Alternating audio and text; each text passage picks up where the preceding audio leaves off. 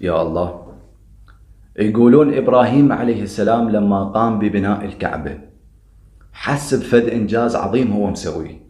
يقولون فاتكأ على جدار الكعبة معبرا عن ارتياحه بإنجاز هذا العمل الجبار العظيم، فقال الحمد لله. نزل عليه الوحي قال له وش سويت انت يا إبراهيم حتى تفرح أو تحمد الله؟ إبراهيم عليه السلام قال له بنيت بيتك يا رب. فالله سبحانه وتعالى قال له وهل أطعمت لك جوعان وهل كسيت لك عريان؟ شوف كأن أطعام الجوعان وإكساء العريان أهم عند الله سبحانه وتعالى من بناء الكعبة، لأن الكعبة طابقات يتفلشن نبنيهن، لكن الإنسان إذا تفلش ومات من الجوع هذا بعد شي يبني شي يرممه بيش تلزقه حتى يرجع للحياة. هنا جاي يحكي لك على الكعبة اللي هي قبلة المسلمين، وإبراهيم عليه السلام بناها من طين من طابوق همين، لا من ذهب لا من فضة، ومع ذلك الله سبحانه وتعالى يعترض على بناء الكعبة. فالسؤال اللي يطرح روحه ويتمرغل بالقاع، إذا الله سبحانه وتعالى يعترض على قبلة المسلمين فكيف بك وأنت تبني تمثال بقيمة 150 مليون لرجل كبير يشتغل بالبلدية عمره 75 سنة، وعندما كبر هذا الشخص وعجز عن الشغل طلعوه تقاعد بدون راتب. هاك اسمع المهزلة. حياكم الله اخوان. القصة اللي راح تشوفوها او المهزلة اقسم بالله العظيم ما تشوفوها بدولة ثانية غير العراق، واذا شفتوها هذا شاربي ازينه. ابو حيدر عامل خدمة ببلدية النجف.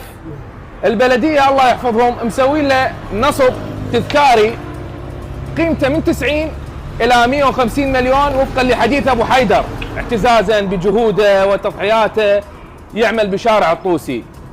راح يطلع سن قانوني تقاعد بعد له اشهر، راح يطلع بدون راتب اخوان، لان ما عنده خدمه 15 سنه، خدمته الفعليه 4 سنوات،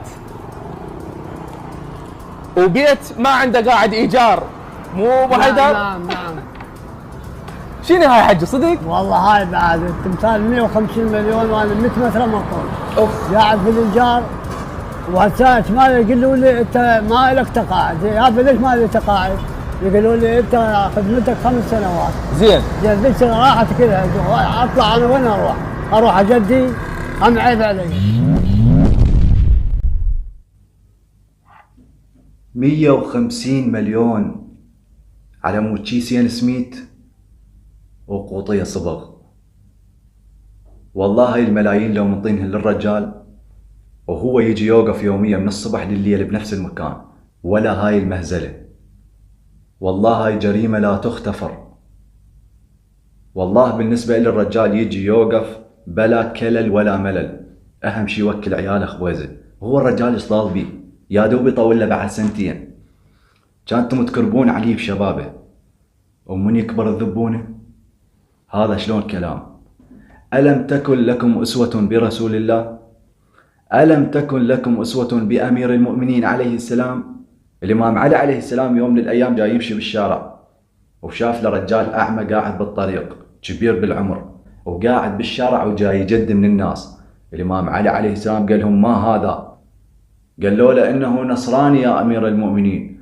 قال لهم ويحكم، لم أقل لكم من هذا، قلت لكم ما هذا، استعملتموه حتى إذا كبر وعجز منعتموه، أنفقوا عليه من بيت مال المسلمين وسووا له راتب شهري. هكذا كان يهتم أمير المؤمنين عليه السلام بحقوق الناس سواء كان مسلم أو غير مسلم. إن كان مسلما فهو أخ لك في الدين، وإن كان غير مسلم فهو نظير لك في الخلق. قنبر خادم أمير المؤمنين عليه السلام يدخل على الإمام علي عليه السلام يقول له سيدي لا أراك تنام الليل ولا أراك تنام النهار، ألا ترحم نفسك يا سيدي؟ شو يقول له الإمام علي عليه السلام؟ يقول له يا قنبر إن نمت ليلي ضيعت نفسي، وإن نمت نهاري ضيعت رعيتي. أنا رجال مسؤول يا قنبر مو مال نوم، فشوية تعلموا من أميركم وقعدوا من النوم وشوفوا هاي الناس المساكين، لأن وراكم وقفة أمام الله سبحانه وتعالى كلش طويلة. بيا وجه راح تقابلونه؟ بحقوق الناس المسلوبة؟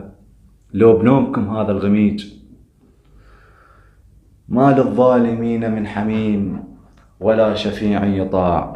إن الذين يأكلون أموال اليتامى ظلما إنما يأكلون في بطونهم نارا